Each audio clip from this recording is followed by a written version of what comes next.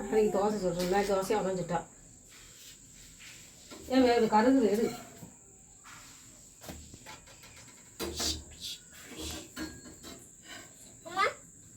நீ வாய் முடித்தது எனக்கு தெரியும் இப்பதான் புதுசாக கறிகிறோம் எடு போதும்